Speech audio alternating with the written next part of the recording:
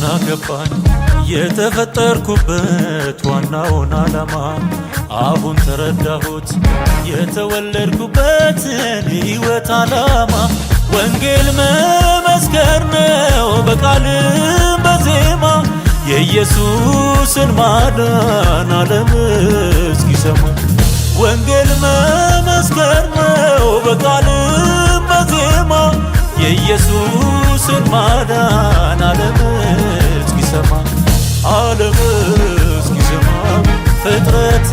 እስኪሰማ የኢየሱስን ፍቅር የጌታ